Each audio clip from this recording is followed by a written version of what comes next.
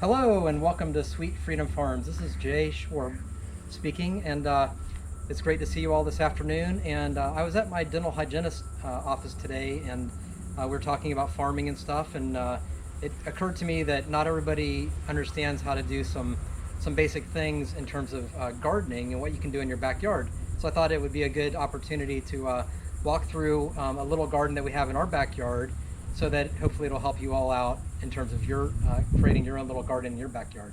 So I wanted to focus in on this right here and show you how we did ours. And we basically went and got some deck boards from a local hardware store.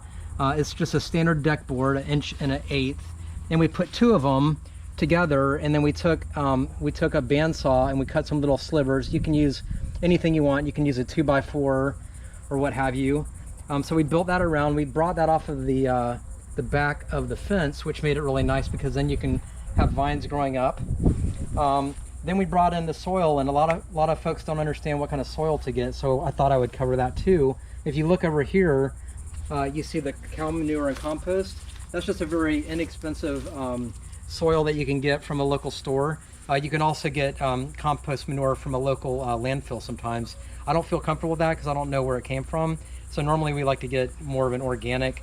This is not really ideal either, but it's better than a lot of other fertilizers based soils. So this is about the best that you can usually get in a city-based environment.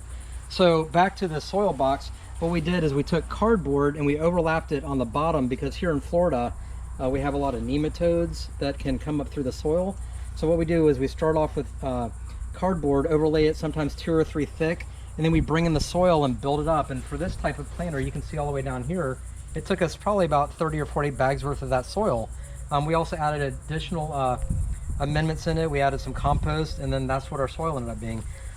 Before we did the soil though, you can see this plastic visquine. That's a real good idea to keep it off of the wood, because as it gets wet, it's gonna wanna decay the wood. Even though this is pressure treated wood, it's really not meant for being in contact with soil all the time. And then lastly, we came up with a little bit of a fancy way of doing drip tubing. We installed a single pipe underneath here with the city water, because our well water is so salty in this particular part of the beach environment. And then we took some drip tees up to these little shutoff valves, so that if we're not growing, like we just pulled our sweet potatoes out of this area, you can shut these valves off individually as they go down the line to save a little bit of water. And then this is a little bit overcomplicated with the tees. Generally I like to just kind of zigzag it. You can also get a zip system online. Usually it comes in really big rolls, so if you do buy a roll of it for $100 or $150, it'll last you a long time. But that stuff works really well too.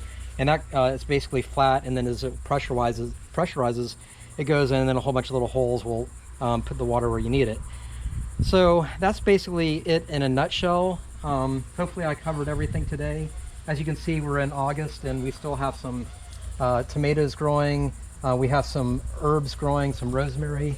We just finished the sweet potatoes. We just harvested that last Saturday with the kids, if you watched our video on that. So anyway, I hope that answered all your questions. If you have any additional questions, please reach out to us anytime, and we'd love to be able to share our information with you. So thanks for watching, and hope you have a great rest of the day. Thank you.